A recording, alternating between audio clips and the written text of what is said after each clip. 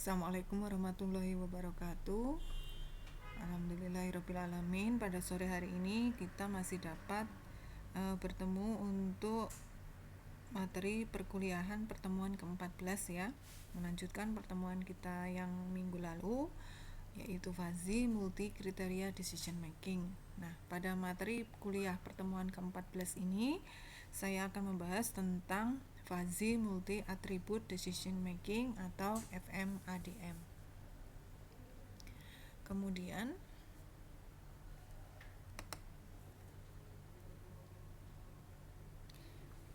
fuzzy multi attribute decision making atau FMADM ini sebenarnya merupakan pengembangan dari fuzzy multi kriteria decision making. Ya, lalu apa bedanya fuzzy multi kriteria decision making dengan FMADM ini? Kalau kemarin pada fuzzy multi kriteria decision making itu tidak ada pengkategorian atribut atau kriteria ya. Atribut atau kriteria itu dipandang sama semua. Tidak ada yang penentuannya apakah ini kriteria atau atribut itu akan mendatangkan benefit atau malah merupakan suatu atribut atau kriteria yang merupakan pembiayaan. Nah, disinilah letak perbedaan antara FMCDM dan FMADM.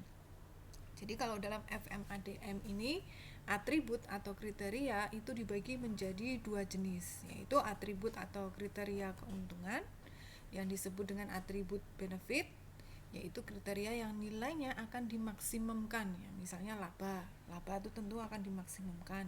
IPK misalnya kalau dalam kasus untuk memilih mahasiswa berprestasi atau untuk beasiswa mahasiswa misalnya tentu dipilih IPK yang lebih tinggi misalnya dan lain-lain contohnya. Kemudian jenis yang kedua yaitu atribut atau kriteria biaya atau atribut cost, yaitu kriteria yang nilainya akan diminimumkan, misalnya harga produk yang akan dibeli, kemudian biaya produksi ya, itu merupakan atribut biaya. Lebih secara singkatnya kalau bisa dibilang bahwa dalam FMADM ini yang dimaksud dengan atribut atau kriteria keuntungan atau benefit itu berarti yang akan mendatangkan benefit atau keuntungan bagi si pengambil keputusan, sedangkan yang dikategorikan sebagai atribut biaya atau cost itu berarti kriteria-kriteria di mana dengan adanya kriteria tersebut si pengambil keputusan ini harus mengeluarkan biaya atau cost untuk mengambil keputusan ya. Jadi itu bedanya. Nah, kemudian berdasarkan tipe data yang digunakan dalam FMADM ini itu dapat dibagi menjadi 3 kelompok, yaitu kasus yang semua data yang digunakan itu adalah data fuzzy ya. Kemudian semua datanya CRISP atau yang gabungan antara fuzzy dan CRISP ya. Nanti akan saya berikan contoh bagaimana yang datanya fuzzy semua itu berarti nanti kriteria yang diberikan itu dia berada dalam berupa variabel yang sifatnya linguistik. Misalnya kriteria mahasiswa berprestasi, IPK-nya misalnya harus tinggi, seperti itu. Itu kalau yang fuzzy. Kalau yang berdasarkan data yang digunakan CRISP berarti untuk kriteria IPK yang lebih dari sama dengan 3 itu berarti CRISP. Kalau CRISP itu nilainya ditentukan ya dengan jelas angkanya berapa, nominalnya berapa. Sedangkan kalau datanya base-nya itu fuzzy biasanya dia berupa kata-kata linguistik, IPK tinggi, kemudian labanya tinggi, kemudian umurnya parubaya. Nah itu fuzzy. Atau dalam data tersebut bisa jadi dia gabungan antara fuzzy dan CRISP. Misalnya dicari mahasiswa untuk beasiswa mahasiswa berprestasi yang IPK-nya tinggi, kemudian umurnya IPK-nya tinggi, kemudian umurnya lebih dari sama dengan 19 tahun. Nah, itu berarti datanya campuran antara data fuzzy dan CRISP. Kemudian ada beberapa metode yang dapat kita gunakan untuk menyelesaikan fuzzy multi attribute decision making.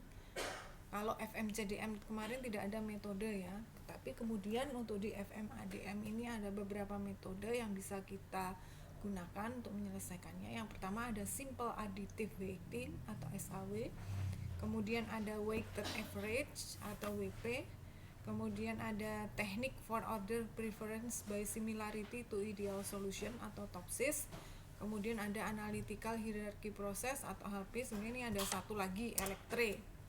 Ya, elektre ini ada kepanjangannya, lupa tadi saya. Nah, mungkin yang akan kita bahas pada pertemuan ini adalah dua metode di awal, yaitu yang simple additive weighting sama yang weighted average. Ya. Nah, ini tadi kalau berdasarkan datanya, yang fuzzy, yang crisp, kemudian campuran. Kemudian untuk yang metode simple additive weighting method atau SAW itu biasa disebut juga dengan penjumlahan terbobot atau rata-rata penjumlahan terbobot ya. Dulu kalau Anda belajar kemarin belajar fuzzy di fuzzy inference system, itu Anda juga untuk difazifikasinya Anda pernah belajar menggunakan rata-rata terbobot ya. Di SAW ini penjumlahan terbobot. Kemudian konsep dasar metode SAW adalah mencari penjumlahan terbobot dari rating kinerja pada setiap alternatif pada semua atribut. 10 menit. Kemudian konsep dasar metode SAW ini tadi sudah ya, penjumlahan terbobot dari rating kinerja pada setiap alternatif pada semua atribut. Sekali lagi, kalau dalam FMADM ini atribut itu berarti kriteria ya. Kemudian metode SAW membutuhkan proses normalisasi matrik keputusan. Ya. Ini nanti untuk langkah-langkah detailnya seperti apa bisa Anda baca di panduan yang nanti juga akan saya sertakan di lampiran materi kelas saya.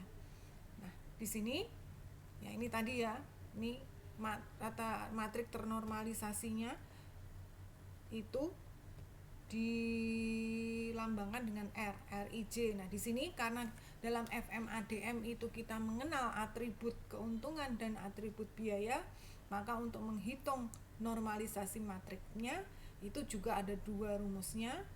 Ya, kalau atributnya keuntungan atau benefit, maka pakai rumus XIJ dibagi maksimum XIJ. Sedangkan kalau atributnya biaya atau cost, itu menggunakan rumus yang di bawah ini, minimum XIJ dibagi XIJ, di mana XIJ ini adalah matriks keputusannya. Ya, jadi sebelum Anda menghitung matrik ternormalisasi, Anda harus tahu dulu matrik keputusannya seperti apa. Kemudian nilai preferensi akhirnya nanti VI ini akan kita gunakan untuk mengetahui alternatif mana yang dipilih dengan melihat nilai VI dari alternatif mana yang lebih besar. Jadi VI ini adalah nilai preferensi. Jadi hasil akhirnya nanti dari beberapa alternatif dicari mana yang nilai preferensinya itu paling besar, maka dia adalah alternatif yang dipilih.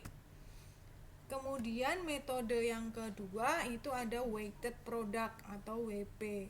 Nah, bedanya dengan SAW tadi, metode WP ini menggunakan perkalian untuk menghubungkan rating atribut, di mana rating setiap atribut harus dipangkatkan terlebih dahulu. Untuk rumusnya nanti ada di bawah dan juga di panduan bisa Anda lihat ya. Nah, ini juga ada proses normalisasi matriks di sini. Nah, di sini kalau atributnya kalau atributnya biaya atau keuntungan itu pengaruhnya di W. W di sini adalah bobot. Nih, WJ adalah pangkat bernilai positif untuk atribut keuntungan dan negatif untuk atribut biaya. Jadi di sini nanti dicari juga nilai preferensi, tapi rumusnya agak berbeda ya. Di sini XIJ itu adalah matrik keputusan, WJ ini adalah pangkat bernilai positif untuk atribut keuntungan dan bernilai negatif untuk atribut biaya. Jadi pada FMADM ini Anda harus benar-benar memperhatikan atributnya ya.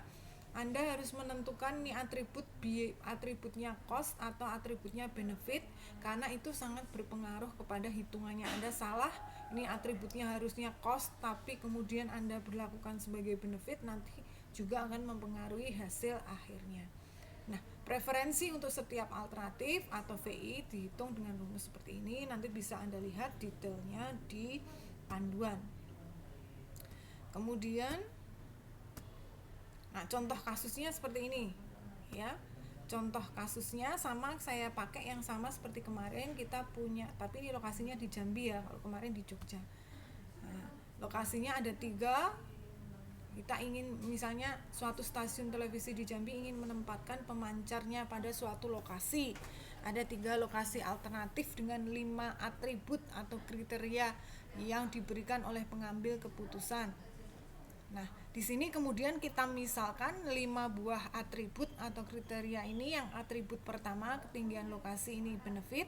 Atribut kedua, ketidakpadatan, ini cost. Kemudian atribut ketiga, kedekatan dari pusat kota, ini cost juga. Kemudian atribut yang keempat, kondisi keamanan lokasi, atribut benefit.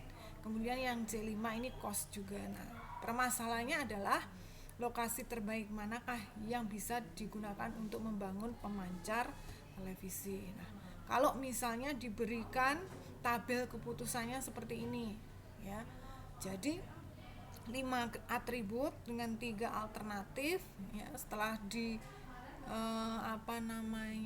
di observasi ke lapangan, ternyata Kota Baru ini ketinggian lokasinya terhadap kriteria yang diharapkan tuh rendah. Nah, kalau seperti ini namanya datanya berarti fuzzy karena semuanya disebutkan dalam bentuk linguistik bukan nominal ya. Nah, misalnya bobot setiap atribut diberikan sebagai sangat tinggi, tinggi, cukup, rendah, tinggi dengan fuzzy, bilangan fuzzy segitiganya seperti ini. Nanti gambar grafiknya silakan Anda lihat di panduan. Nah, kemudian ini sekali lagi untuk atribut penentuan bilangan fuzzy ini itu tergantung pengambil keputusan ya. Jadi nggak harus 5, bisa minimal 2, bisa 3, bisa 4, itu tergantung pengambil keputusan. Misalnya kalau Anda yang mengadakan penelitian yang studi kasus ya, itu tergantung Anda mau Anda setting seperti apa bilangan fuzzy segitiganya ya. Ini silakan, ini tabelnya. Kemudian dari hasil implementasi dengan ini ada 5 ya atribut, masing-masing fuzzy segitiganya misalnya dibagi seperti ini. Nah, ini bisa Anda lihat kalau untuk atribut yang C3 nya atribut kedekatan dari pusat kota itu bilangan fuzzy segitiganya cuma ada 3 ya. C3, C4, C5 itu bilangan fuzzy segitiganya cuma 3. Sekali lagi, nilai bilangan fuzzy segitiga dan juga banyaknya kriteria itu tergantung dari pengambil keputusan mau dibuat seperti apa. Nah, setelah dilakukan perhitungan, kalau dengan SAW ini untuk perhitungan detailnya nanti silahkan Anda lihat di panduan ya, sudah saya buat step by step langkahnya seperti apa, silahkan Anda simak. Ternyata dengan metode SAW itu diperoleh nilai preferensi terbesarnya adalah V3, sehingga alternatif yang dipilih itu A3 buluran. Lalu bagaimana dengan metode yang lain? Di sini ada pakai metode WP ya, pakai metode WP itu juga ternyata A3 juga yang jadi alternatif. Nah, ya silahkan Anda simak perhitungannya secara detail di panduan. Juga nanti Excelnya silahkan di download kalau Anda bingung bagaimana mengaplikasikan rumus ini ke dalam perhitungan. Kalau bisa ya Anda cobakan perhitungan manualnya seperti yang sudah saya contohkan di panduan. Kemudian untuk rumus di Excelnya nanti silahkan dilihat di file Excel yang saya sertakan. Itu ya untuk perhitungan kali ini, untuk pertemuan kali ini saya rasa 2 metode ini dulu silahkan Anda pahami baik-baik. Kemudian nanti ada di panduan juga ada latihan, silahkan Anda coba. Kalau misalnya kasusnya lain lagi, kasusnya misalnya datanya campuran antara fuzzy dan crisp, itu penyelesaiannya seperti apa, silahkan Anda coba. Demikian yang bisa saya sampaikan untuk materi kali ini. Saya akhiri. Wassalamualaikum warahmatullahi wabarakatuh.